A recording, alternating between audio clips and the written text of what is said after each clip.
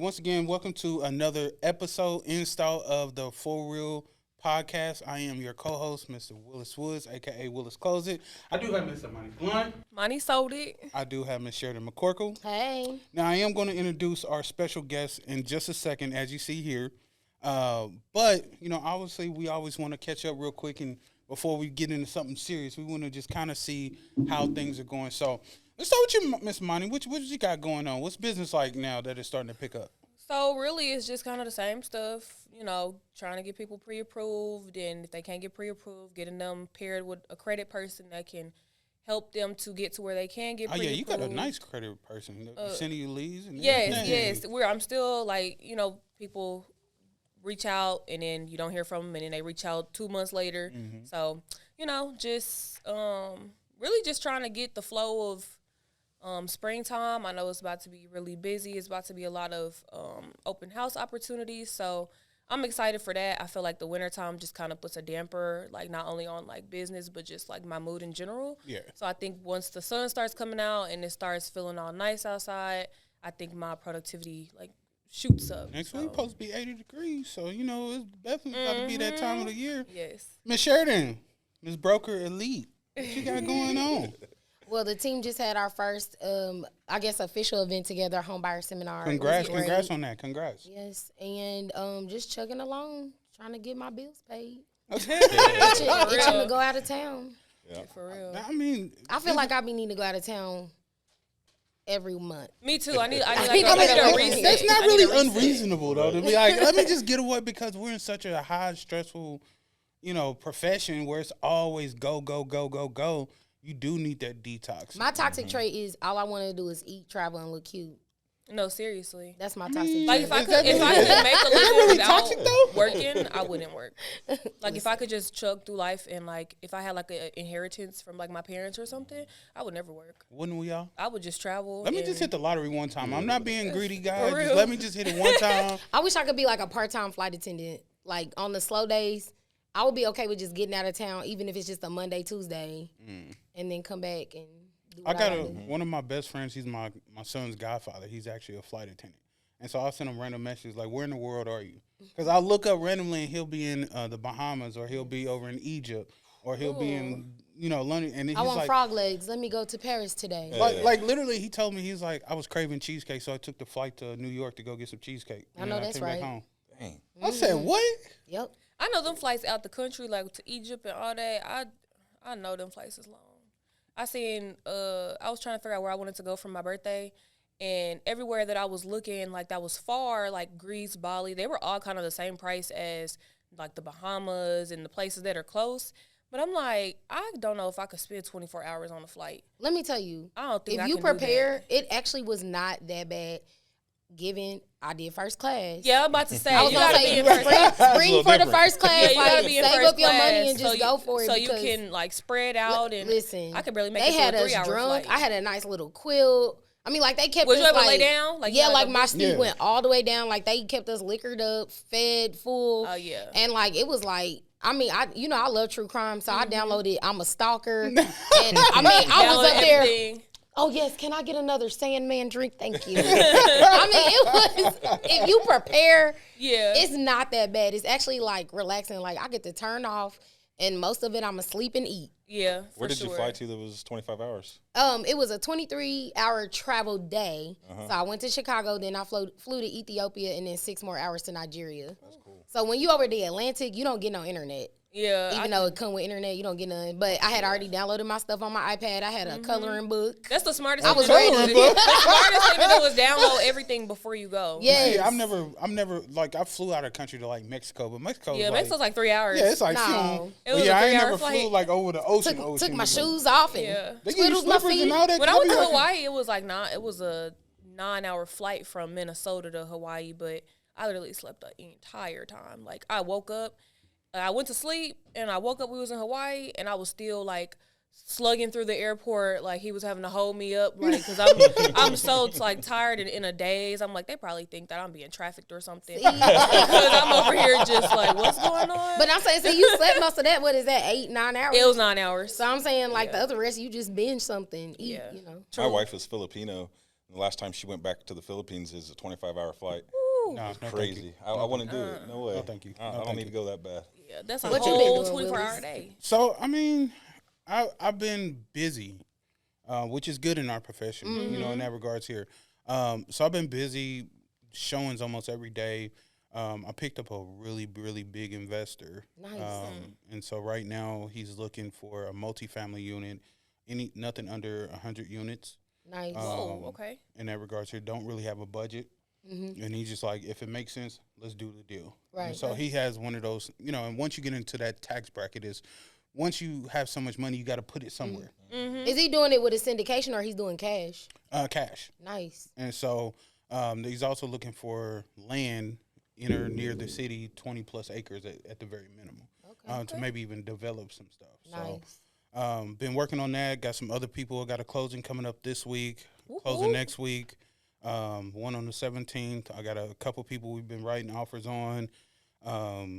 You know, it's getting back to the time. Like Will is gonna be handing out. Let me hold $20. I'm broke. $20. I'm broke. I got some stuff in my Sheen cart. All right, man. Congrats to you. I got some stuff. I got some stuff in my Congrats bill to you. cart. Yeah, I ain't got it. I tell everybody I ain't got it. So, as you guys see, we do have a special guest, Mr. Tyler Shirk.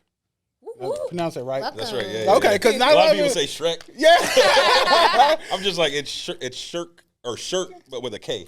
Got you. And so he is the owner, founder of Broom Bear KC Real Estate Services. Okay. Correct? Woo, woo. So how'd you come up with that name? So I'm a first-generation college student. You know, I went to college at Missouri State University in Springfield. Okay. Everything, the mascot's a brown bear. So y'all was partying. Oh. Okay. Yeah. Okay. Well, no, I went to college when I was 28, so I was too old. I was pretty chill, but they were partying. Yeah. They were partying. But no, the mascot's a brown bear. Okay. So all of my stuff is I started Brown Bear Property Solutions, my first company, and then everybody like from networking knew the Brown Bear name. Okay. So everything's just got a bear in it now, so that we know it's all in the same brand. Yeah. So expanding on that, so you have obviously the real estate services, but under that umbrella, you have where I found you is the Brown Bear BnB services, which is your Airbnb management company, correct? You also have your cleaning company under that as well, and that one's called Broom Bear. Broom Bear. I like that. I like these names. It's all ties in Yeah, together. it all. And so under that, what else do you have under that? We call it our little motto for Broom Bear is a very good cleaning company. Oh wow. Oh, I like that. That's So we got Brown Bear KC Real Estate Services is the umbrella brand, which we basically do anything and everything for investors. We got Broom Bear Cleaning Service, which cleans the Airbnbs. It also does like final cleans for realtors, for houses. We clean any house. Right. But we service the Airbnbs, the ones we manage, and then also ones that are self-managed by other people or other companies sometimes too. And then we have Brown Bear Property Solutions, which is our remodel, maintenance, and handyman company. Ooh. So that was my first company. We started off as a remodel company for investors. We did flip houses. Did about 100 of them for investors. I don't really do too many remodels for investors anymore, just because I got my own stuff going on. I reorganized that company to basically service our Airbnbs. And then I also have a lot of realtor clients and friends and partners. We do punch list items on them. Like if you got a house that's going on the market, you need a light put up, we'll go do stuff like that. Gotcha. So Brown Bear Property Solutions does that. Then Bear Necessities, staging, furnishing, the design, does all of the furnishings and stagings for Airbnbs. Like we got Airbnbs in 8 different states, so we'll go down to Florida and set one up. We'll go over to Texas and set one up. Because you have over 100 properties that you manage under that is what you do, and that which is crazy. Oh yeah. You know, because I know a little bit of your backstory in that regards here, and so to now, like I said, I've watched you from afar. You know, when I reached out on Facebook, is because as transparent as you are, I appreciate that, and seeing like you will actually post like, hey.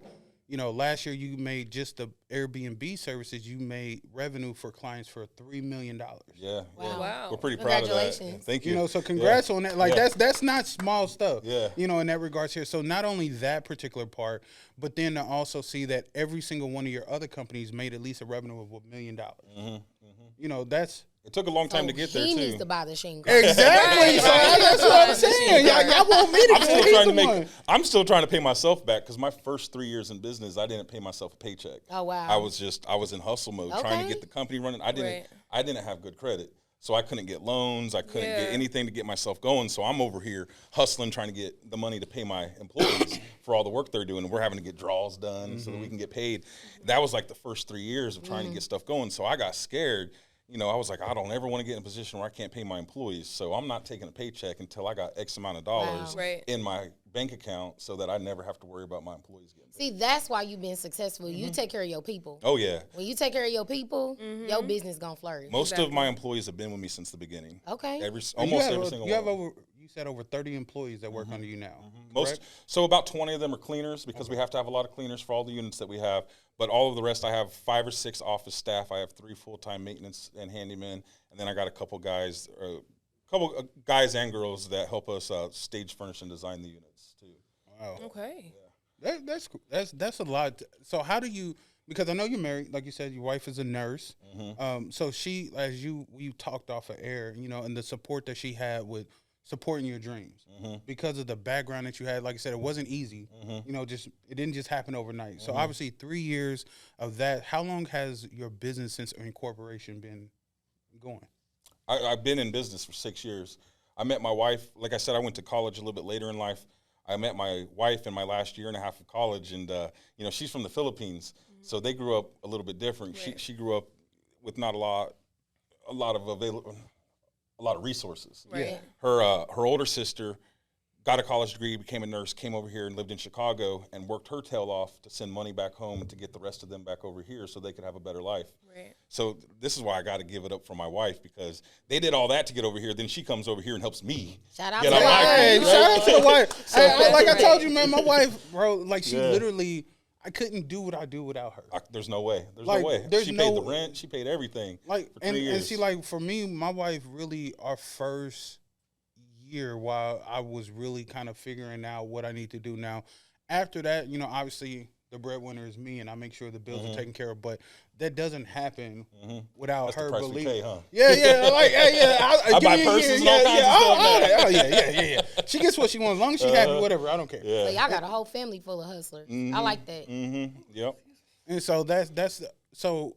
First of all, congrats, like I said, because 6 years, you know, from where you've been to where you are now, and where do you see the company in the next 6 years? Like, what are goals? Because obviously you didn't imagine, you know, the multiple branches or umbrellas under the company and 100+ properties you manage in 8 states. Yeah. So where do you foreshadow it going? I got big plans. So I've had basically the same plan from the time we started. It took a little bit longer to get where we are now than I thought it would, because I didn't realize how important credit was. So get them with those credit people. Yeah. We talk about that a lot on this show. Yeah.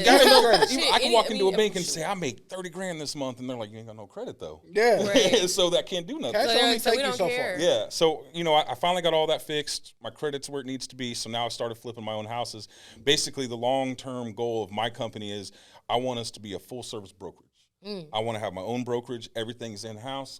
I just got my realtor's license. Congrats. I was going to mention Thank you. that. Congrats. I appreciate it. And then I know that you have to go 2 years and you have to do X amount of deals before you can get a broker's license. But my long-term plan is I'm going to get my broker's license. On the Kansas side. Yeah. On the Kansas side, you need 30. On the Missouri side, as long as you didn't had it 2 years, you're good to go. You need 30 years?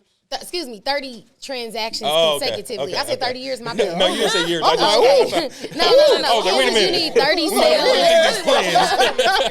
Missouri side, you just need to have had it 2 years. Don't matter if you made a sale, came to the office, or anything like that. So yeah, that's what I want to do. I want to make a brokerage. I want to bring. There's a lot of realtors that I work with, people that I've built relationships with, that have been my clients and my customers, my friends for a long time. I want to bring them into the fold. Have everything all in-house to where we can just provide the service, and then just flip our own houses, project manage for investors that want to, you know, flip their own houses, and then manage them as Airbnbs or do anything that we need to do. That's amazing. Like I said, because plan. but you like got a vision. Yeah. Right. Write it down and make it plain. Like they always say, if your visions and dreams don't scare you, they're not big enough. And I'm a full believer of that, because, you know, and then also too, if the people in your circle, if they don't see it, or, you know, you start to doubt it, you got the wrong people. Like for me, I could say tomorrow I'm gonna fly a jet to Miami. and I have no experience. But if I had the right circle, they're like, hey, man, it ain't that bad. We can watch a little YouTube and start figuring this. Like, those are the people, bro. Hey, you can do everything on YouTube. You can do anything. TikTok is I'm my ass right down here in Kansas City. We're going to support you over here. I support you from afar. You got this, bro. But, man, you, like, that hit the nail on the head. You're 100% right. You know, I like to advocate and speak on people that kind of came from humble beginnings and were able to make something of themselves. And I can tell you from my experience, I can't speak on anybody else's experience, but from my experience, I grew up with a family that didn't understand money. You know, it's not common knowledge, right? There's so many ways to make money out here, but regular, blue collar families, we don't get that training. Nobody tells us how to do it. Nobody told my family, hey, you can go out and be a real estate investor. You can do this. My family is truck drivers and laborers and stuff like that. And that's still really good money. That paid for my college. Yeah, you can make money with that. But I watched. My grandma raised me. I watched my grandma be a truck driver for 30 years. It got her to where she could support herself, to where she could take care of her house and all that. But it destroyed her body from all of the manual labor, being on the road constantly, all that. By the end of her life, she was supposed to have a thing called a mutilation operation, where they would have to go in and open up all of her ribs to fix her back because the truck messed it up so bad. Oh, I believe that. So, with all the bumps in the road and doing nobody ever taught her that there's other ways that you can do things, She went out and did what she had to do to support me and support her family and do all that. But when I was growing up, not having that led me into positions in my life that weren't the best positions to be in, didn't set me up for future success. But then when I started meeting people that did know that, people that were willing to share that information, and people that were willing to teach you a better way, that's when everything turned around. Right. So I try to make sure that, when people reach out to me, or if I'm in a position where I can help somebody and kind of teach them or show them a better way, I make sure that I reciprocate that 100%. Right. So speaking of that, let's take it back to the beginning. So getting started, what was the inspiration that this was the avenue you wanted to go down? Because obviously, like you said, you come from a background where grandma was the truck driver and you got blue collar workers, and so real estate. Where does that inspiration, like, I want to do this, I want to be an investor, or to manage my own company where we're doing a $multi-million in revenue a year? Like, where did it start?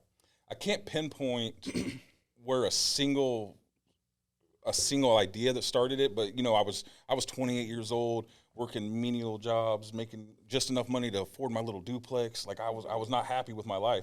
So I was starting to try to think of things I could do to get myself in a different position. I started hearing about people that flip houses. So then I was like, okay, well, let me learn how to flip houses. And I started watching the YouTube videos, and I started joining all the Facebook groups and all of that. And then I watched it for a couple years. I was working at a pet store, or not a pet store, but I forget the name of it, but it was in Crossroads.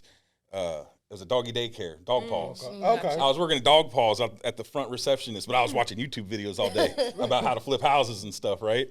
But then I went to college, and I was like, all right, if I go to college, I'll get out, I can walk into a bank, I can say, hey, I want a loan to flip houses because I got a business degree, and they'll give me a loan. Oh, good luck on that. No, it didn't work out that way. It didn't work out that way. So then when I found out that, like, all right, I'm wrong, it don't work out that way, I said, I got to figure out what to do. And then that's when our mutual friend Kevin, Shout out to Kevin Fauntleroy. Kevin, you're the man. I love you, Kevin. Kevin. Shout out to And Kevin. we'll get into that on how dope Kevin is in this whole circle. How, like I said, Kansas City's small.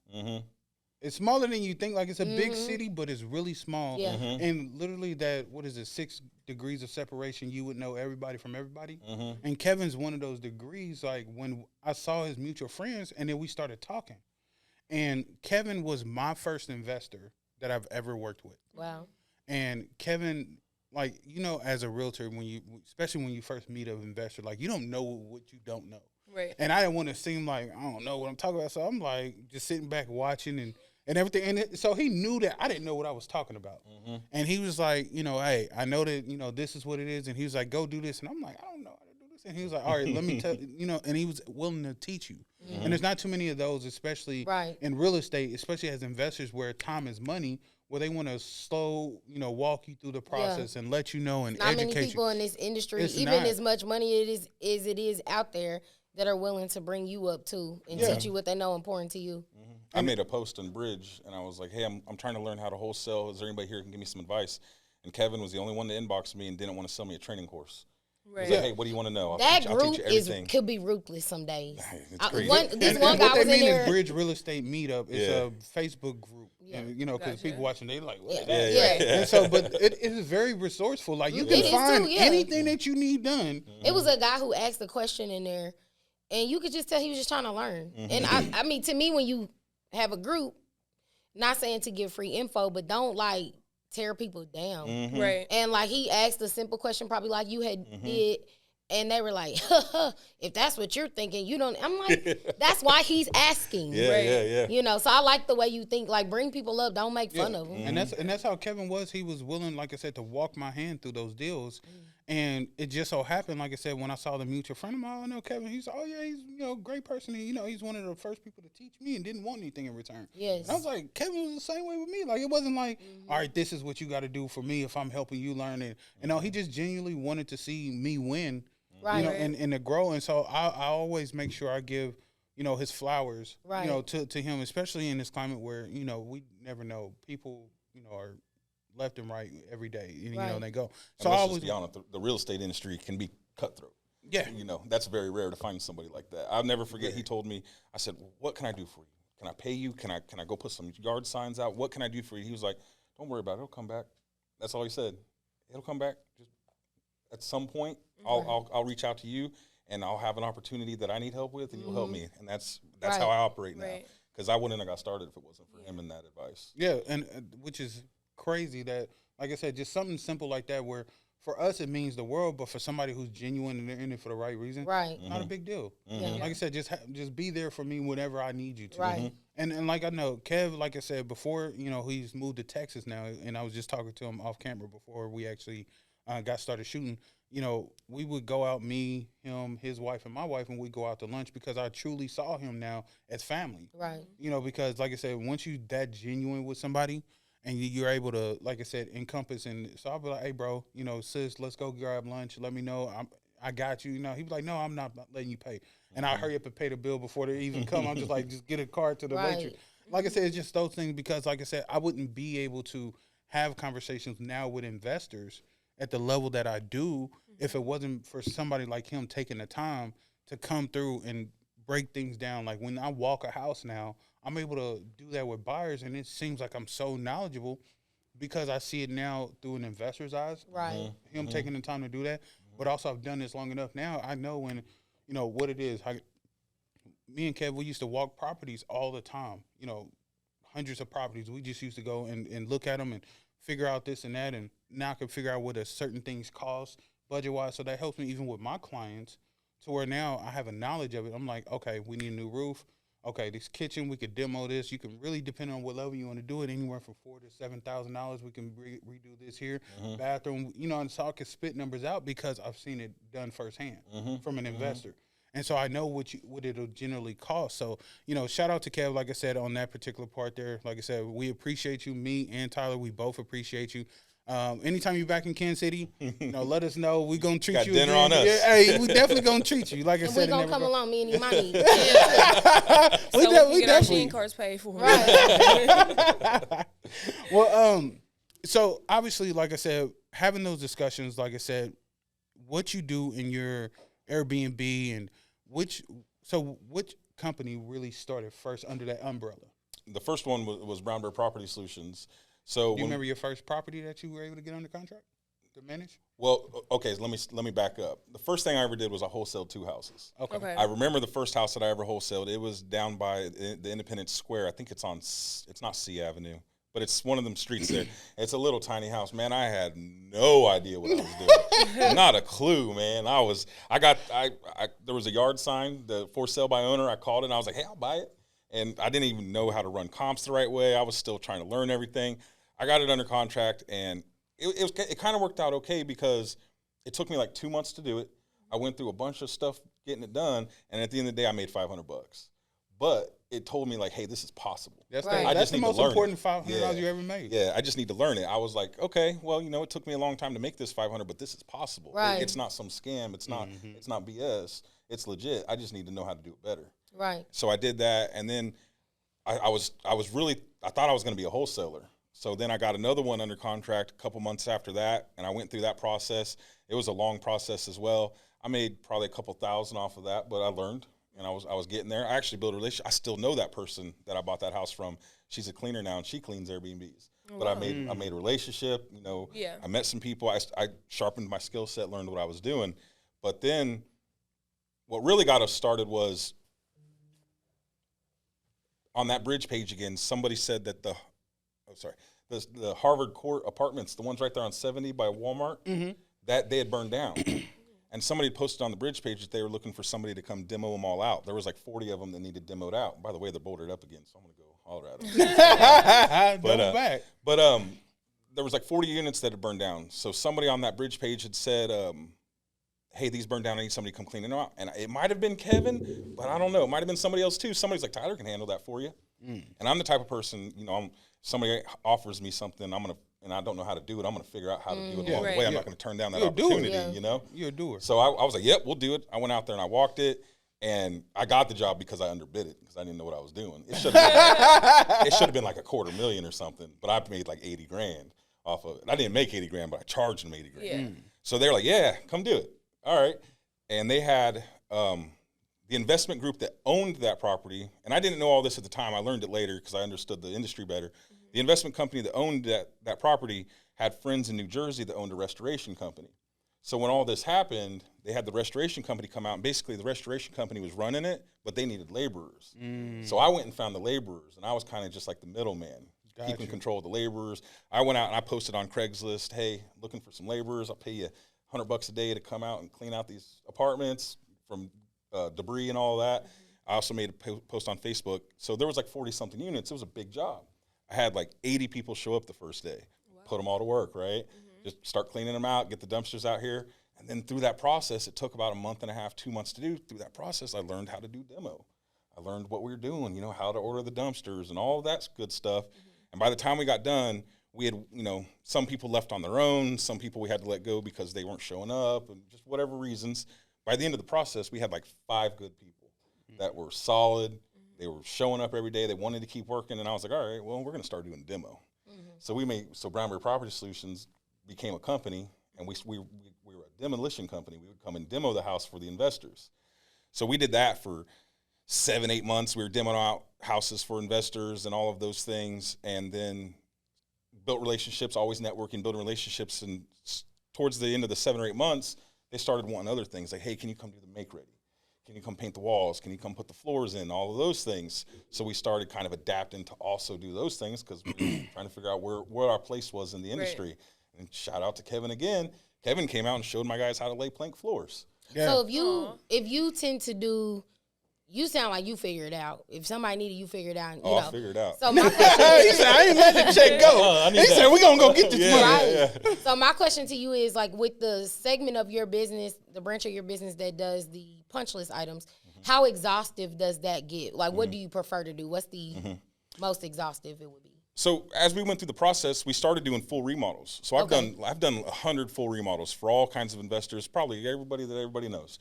I've done all those, but now that I'm doing my own thing and I got my own stuff, I'm not trying to do anything that takes more than a day or so. So if I call you, for example, and I have an investor and we want to go to the market, but we need to do this and that, like, what is the most extreme that I get you can do it, but when I try to contact that part of your business, what's the most extreme you want to go? I tell my people, if it's something that's going to take longer than 3 or 4 days, we don't want to do it. Okay. So if you want me to come paint the inside, I can get that done for you. If you want me to come lay a floor, I can do that. But if you want me to come and put a kitchen in, put the tile in, put the bathtub in, we don't want to do all that. Okay. It's for the simple fact that we can make more money going out and doing the things that we're doing and jumping from one to one.